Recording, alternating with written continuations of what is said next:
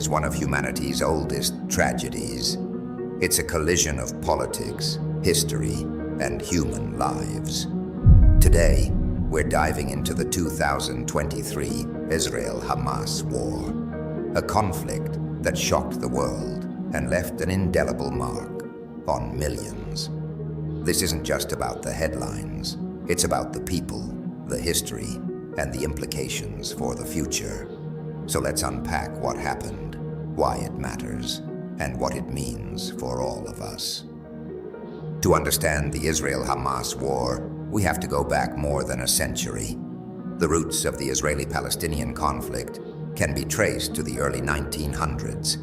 During this time, the region known as Palestine was under British control.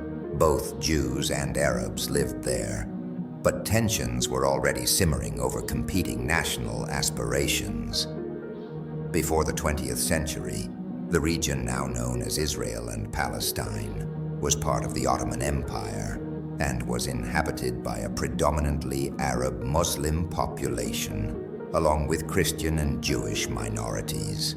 After World War I, the Ottoman Empire was dissolved, and Britain gained control of Palestine under a League of Nations mandate. In 1917, the British issued the Balfour Declaration, expressing support for a national home for the Jewish people in Palestine, while also promising to respect the rights of existing non-Jewish communities. Jewish immigration to Palestine increased, particularly in the 1930s and 1940s, due to persecution in Europe and the Holocaust. The influx of Jewish immigrants led to tensions and violence between Jewish and Arab communities, as well as with the British authorities. After World War II, the United Nations proposed a partition plan in 1947 to create separate Jewish and Arab states, with Jerusalem as an international city. Jewish leaders accepted the plan, but Arab leaders rejected it, opposing the division of what they considered Arab land. Amid rising tensions, the State of Israel was declared in 1948, prompting neighboring Arab countries to invade. Israel won the war and expanded its territory beyond the UN's proposed borders. Hundreds of thousands of Palestinians were displaced during this conflict. This led to numerous conflicts, including the Suez Crisis of 1956, the Six-Day War of 1967, the Yom Kippur War of 1973, and the First and Second Intifada between 1987 and 2005. But it wasn't until 1987 that a new chapter began, the rise of Hamas. Hamas was founded in 1987 during the First Intifada, a Palestinian uprising against Israeli rule in the West Bank and Gaza. Unlike the Palestinian Liberation Organization, which sought negotiations with Israel, Hamas emerged with a more radical stance, rejecting any peace process and advocating for an Islamic state in all of historic Palestine. Founded by Sheikh Ahmed Yassin, Hamas quickly gained popularity in Gaza. Its main goals were to resist Israeli occupation and establish an Islamic government. The group's strategy combined armed resistance with social programs, building schools, hospitals, and charities to win the support of the local population. Hamas's founding charter, issued in 1988, called for the liberation of all of historic Palestine and the establishment of an Islamic state. It rejected negotiations or compromise with Israel, emphasizing armed resistance as the primary means of achieving its goals. By the 1990s, Hamas had grown into a significant military and political force, with violent actions, including suicide bombings aimed at Israeli civilians and military targets. These attacks led Israel to label Hamas as a terrorist organization, and in 2006, the situation took a new turn. In 2006, Hamas won the Palestinian Legislative Council elections, defeating the more moderate Fatah party, which had previously dominated Palestinian politics. Running on a platform of resistance, reform, and anti-corruption, Hamas won a surprising victory, securing 74 of 132 seats in the Palestinian Legislative Council. This victory allowed Hamas to form a government, challenging Fatah's dominance. The international community, including the United States and European Union, largely rejected Hamas's government due to its refusal to recognize Israel, renounce violence. This victory gave Hamas control of the Gaza Strip, while Fatah maintained control of the West Bank. The split between Hamas in Gaza and the Palestinian Authority created a political rift that continues today.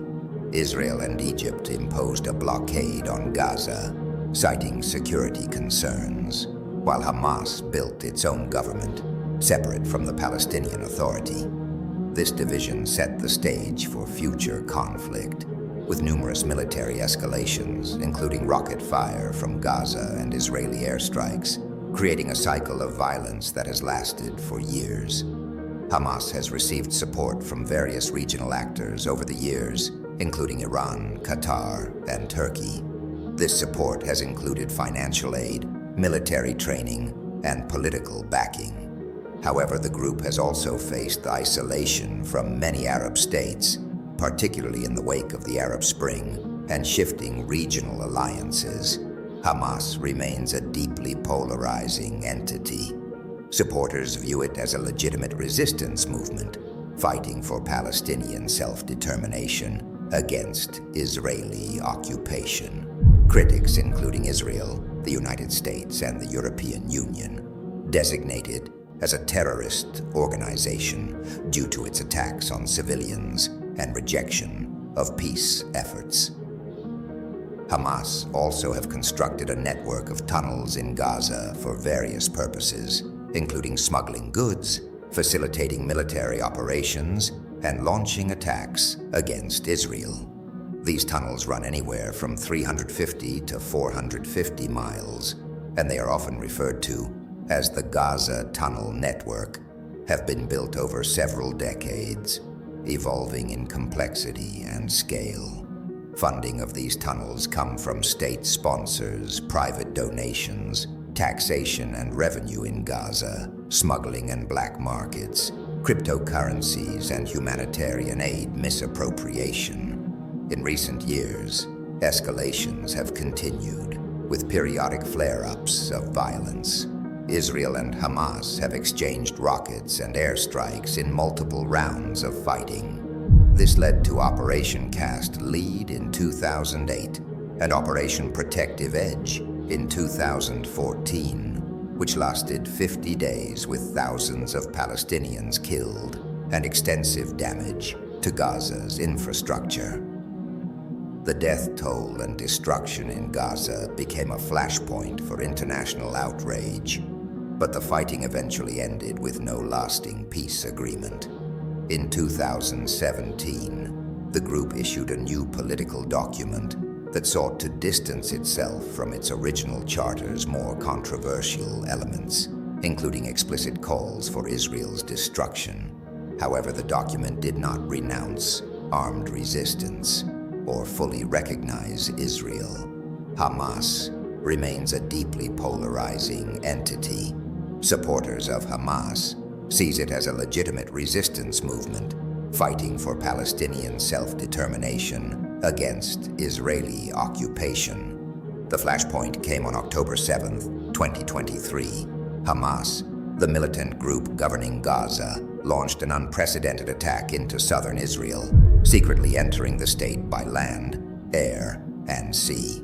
The attack led to significant casualties, including over 1,000 Israelis killed, and more than 200 civilians were kidnapped and taken hostage by Hamas militants. In the aftermath of the Hamas attacks, Israel declares war and cuts off energy, aid, and water in Gaza and initiates Operation Swords of Iron. The initial phase of the operation involved extensive airstrikes and artillery bombardments on Hamas targets in Gaza, such as rocket launchers, weapon storage sites, and Hamas leadership.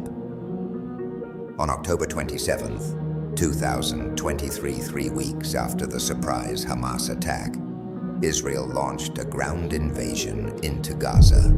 The invasion involved intense fighting, especially in urban areas, which presented significant challenges due to the dense population and Hamas's use of civilian areas for military purposes. The goal was to eradicate Hamas and to bring back the hostages. The invasion was a significant escalation in the conflict, leading to heavy casualties on both sides and exacerbating the already dire humanitarian situation in Gaza.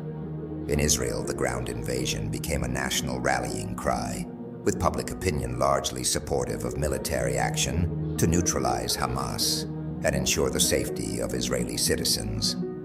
However, the mounting civilian casualties in Gaza also led to protests in Israel and abroad, particularly from human rights groups advocating for a ceasefire and the return of the hostages. International condemnation of the invasion grew, especially in the Arab world and among some Western countries, further complicating Israel's diplomatic position.